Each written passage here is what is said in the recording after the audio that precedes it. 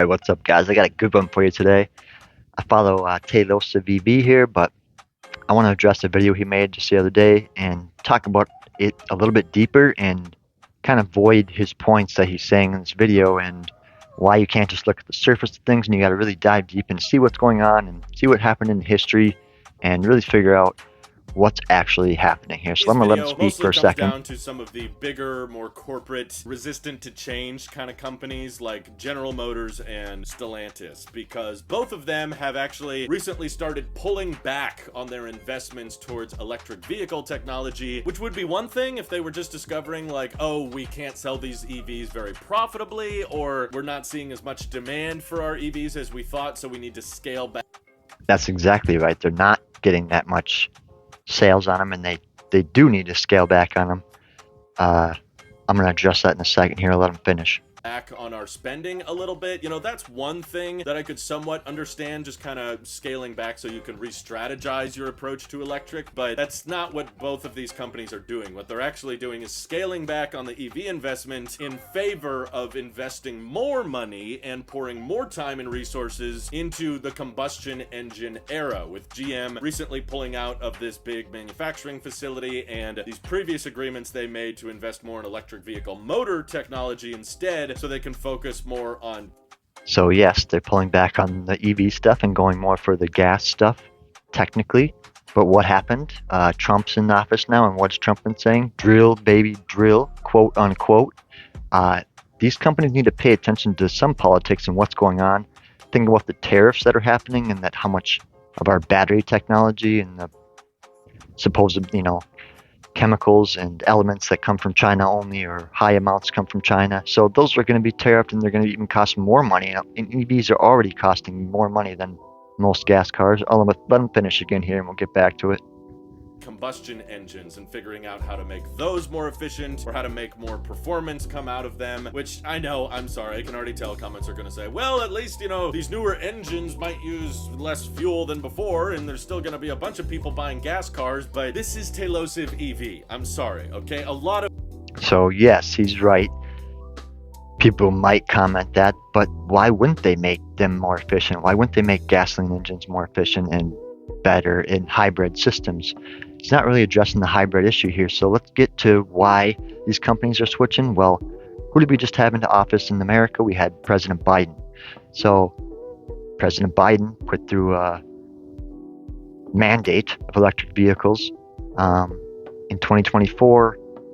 Might have been 2023, and he wanted, under this Biden rule, 67% of new light-duty vehicles and 46% of medium-duty vehicles would be required to be electric by 2032.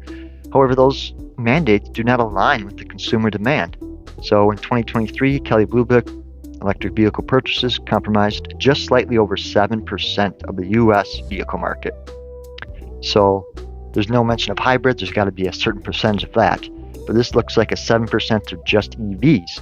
So that's very low. How are you going to get from 7% sales to 67%? That you got to mandate it. That's what Biden's trying to do, mandate that.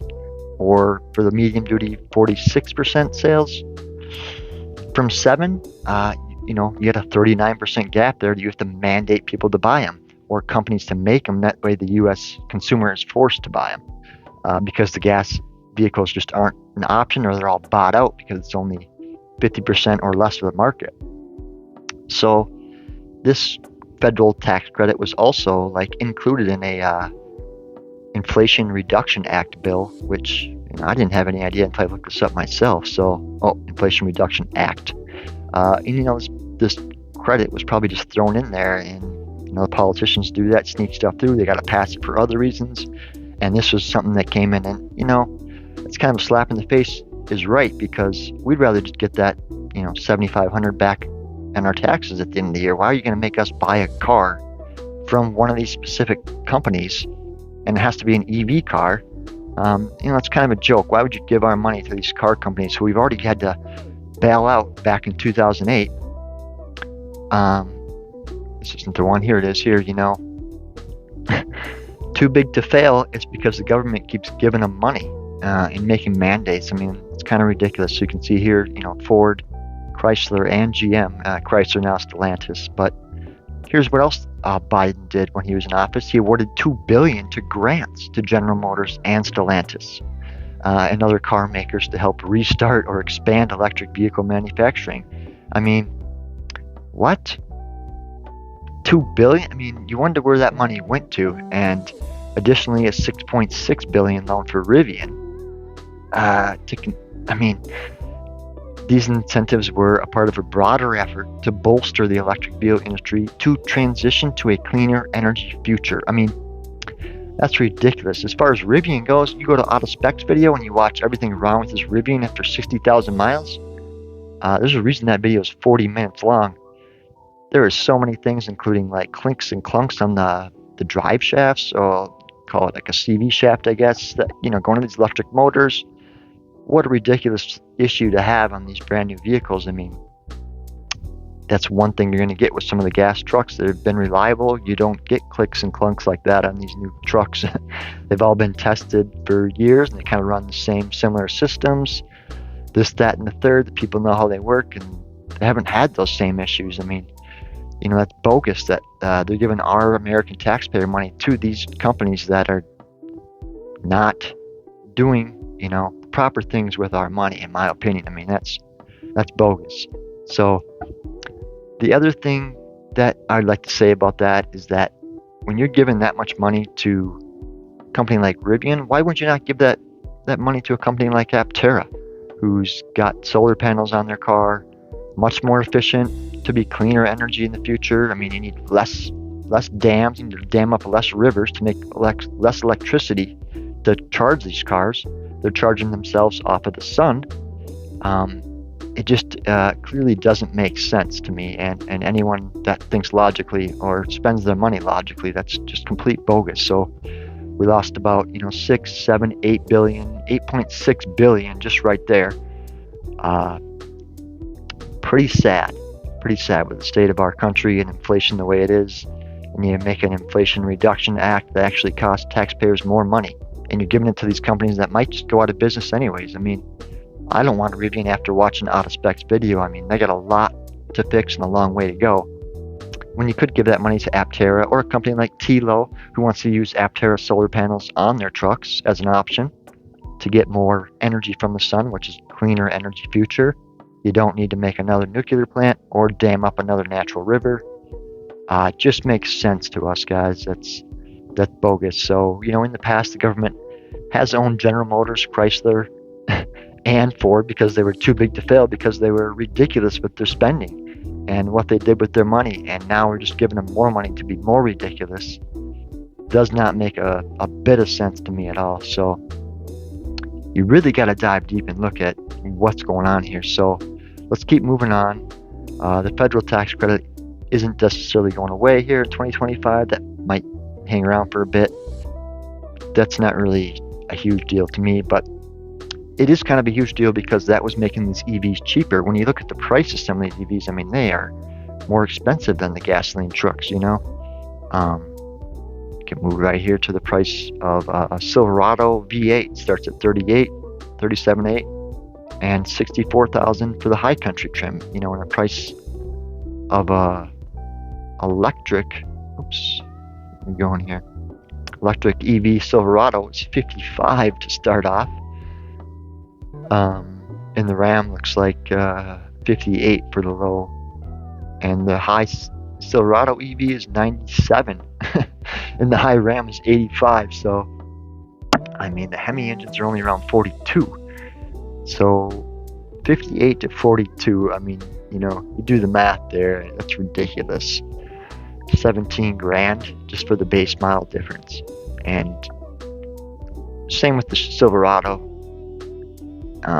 And he's right here. Ram has canceled the long-range version of the electric pickup. GM has temporarily suspended the production of the EV models, but potentially due to the factors like slowing demand, cost considerations, or a focus on other technologies like plug-in hybrids. I mean, that is true, the focus on other technologies like plug-in hybrid, but they didn't even mention in this AI overview that now Biden is out of office, Trump saying drill, drill, drill, baby, and Biden's mandate Act is no longer, we don't need to make them by 2032 anymore.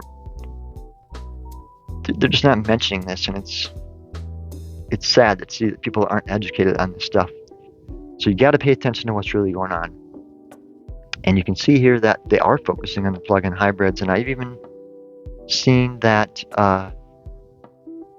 the Ram has this mild hybrid system available now on like almost all, they call it the Ram e-Torque, all Ram trucks. And you can see here it just sits in the front of the motor in the top, and there's another belt that goes down. But it eliminates the starter. It starts and stops when you're going. It does still have a starter for initial startups, but once you've been running, the engine charges the battery up a little bit, and you can use it for regenerative braking, a little bit of extra torque when you're accelerating or hauling. All things that will decrease gas mileage, suck more fuel, out of our economy, smoother operation. I mean, this is proof that they are into the hybrid systems, and they're not completely shunning away from that. It's just that, you're going to have tariffs. Battery components are harder to get at this point. These companies have to follow politics a little bit to be able to stay in business, even though they're, inefficient with their money as it is. But let's move on here again, and kind of gone over some of the pricing there for you. 17 grand difference on just the base model EV for Ram. As far as range goes, you can see the Ram there was at 350 mile range for their standard, which they may or may not still have, but they're not going to do the 500 mile range. And when you go to the Ram Charger plug-in hybrid, and look at how much range you're getting out of that, 690 miles out of range with the hybrid. So I mean, that's just awesome. That's realistic. People can travel the country or pull heavy loads, or just haul some weight in the back, pull a camper. You can always fuel up at a gas station. The infrastructure is there. You can't always charge up, especially with a trailer right now, at any of these electric charging stations. And with my experience, I'll put out some videos here in the future. They say they're offline, or you pull up to charge and the machine isn't working. You have to download the app of that particular kind, add money onto it from your account. And I mean, what if you don't have service there, which is a problem for me in one of my videos I'll put out later. You're going to be stuck somewhere and not be able to charge, and that's kind of a joke, or the chargers are offline or being updated or they're remodeling. That just never happens with most gas stations. They're always either got gas, or you pull up there and the pumps are working. Sometimes they work slow, sometimes they're normal. In most cases, they're normal, and you get gas. And you can get gas almost every 10 miles, or less and more depending on where you live. But the fuel stations are within range of your gas pickup truck or car, guaranteed. And you can't have the same guarantee with the way electric charging stations are up yet. Now, Tesla has a good network going with their network, and they're letting other EV companies now charge off of them, and they're pretty quality chargers. I haven't heard a lot of negative things about people not being able to charge when they pull up to a Tesla charger with their cars. And same for now, other companies like Chevy and Ford that can charge on their chargers. But that's a huge point here. You can see the V8 engine for the Chevy Silverado getting a range around 380 to 450, more than the EV. And when you start pulling with an EV, you're losing a lot of range. So it's just not as efficient. And on most of these gas or diesel engines, you're normally running on all 8.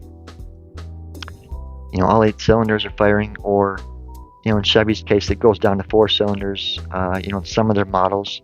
But whenever you're towing, it'll just be pumping all 8 cylinders to give you the proper power to tow. And that's what you want. And, you have a gas mileage that you're going to get. You can kind of see how it's going to go, and you've been experienced with that in the past. If you've towed your camper, and when you switch to an EV, it's going to drastically reduce that range, especially with the wind reduction on the trailer, as well as the weight of the trailer. That's a huge thing. Even with my Chevy Bolt that I own, I notice a huge difference in my range when you go 70 miles an hour, just pushing more wind, than you're going 45 miles an hour. There's way less wind resistance. So, trailers are going to get more wind resistance, drastically reducing range again, where, as the gas, you're going to get less range with your gas vehicle as well, but you can fill up anywhere. And you've been doing it, so you have some experience with it, and you know what more to expect from it as well. And that's something that people that are going to buy something for their family or for themselves to get to work, they've kind of been reliable on these gas vehicles and the way they work and what they've done with it, so they know they can rely on it. And it's a little hard to sell to get them to switch, especially when there's a lot of negatives to it, like not being able to charge and not being able to get the same mileage when you're towing, and the wind ratio if you're speeding faster than, any particular speed, you might have to slow down to get better range.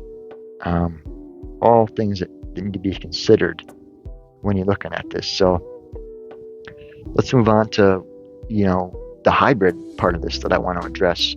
I kind of gave you the shout out to Ram here with the e-torque system that they put on their Jeeps. They're putting it on their trucks, and it's in a little different spot on the Jeep and the truck and etc. But it's the same thing. It's one belt. I mean, you think about your serpentine belt that usually needs to be changed like once in the lifetime of your vehicle, and this is like another belt. So you can't really look at it as a belt as a downfall here. Just adding one belt, and you're getting rid of some other things as well. So let's move on to the hybrids. I mean, Chevy, he talked about, is kind of resistant to change or corporate. I think Chevy is not resistant to change. They've had this hybrid out since 2010, the Chevy Volt. Prius had theirs out a bit longer, like 1997, we can see here. Yeah, but they've gotten now in 2012 the plug-in hybrid, but Chevy Volt's been around since 2010. I mean, it's 2025 now. It's 15 years ago. To say Chevy is resistant to change is kind of foolish. Same with Ford. They've had a plug-in hybrid too as well. Other models you can see on the bottom, Honda, BMW. So they are not resistant to change. They are making hybrids as well. Plug-in hybrids as well, which is even better than just a regular hybrid like the e-torque on Ram there. All things you really need to think about and address. It's like you can pick up a donut, you can look at it, you can eat it, and it's fucking good. The sugar's good on there, it tastes good, it looks good, you're eating it. Years later, you might end up with diabetes, you might end up with cancer, this, that, and the third, overweight, because you didn't flip the donut box over and read the ingredients. It might say that, came from GMOs, this, that, there's a lot of sugar in there. Hey, these are so much carbohydrates in here. Look at all this fat. These are like things you need to dive into to look at what's really going on. So the reason they're investing in the gasoline, and as I'm saying here, hybrids, which he's not speaking about, it's not because they're resistant to change. It's not just because they're corporate junkies. It's because the mandates from Biden are over. Trump's going to drill, baby. And these hybrids are very appealing to people because you can start to sell people with a little bit of electricity in there. They can get used to the regenerative braking. They can see that it's efficient. They can start to rely on that technology for a little bit. And then you can push people to go full electric, maybe for their work car, to get to work every day with good mileage and good efficiency and good aerodynamics on the car. These trucks have less aerodynamics, less likely to get, great efficiency, miles per kilowatt wise, and you're less likely to be towing with these trucks because you can't get the range and you can't charge trucks with trailers everywhere yet. And you can easily fill trucks up with gasoline, pull right through. The infrastructure is there. They're meant to be pulled through with a truck and a trailer. People want to go camping. Whenever you're doing that, you're normally traveling a distance of 100 miles or a couple hundred miles to go somewhere where you're bringing an overnight stay. Otherwise, you just go home for the night if you're within 100 miles or less, That's really the logic behind it, guys. So I hope this all made sense to you. If you got any questions, comments, put your own video out. You want to see another video, let me know in the comments. Otherwise, I'll talk to y'all later. Peace.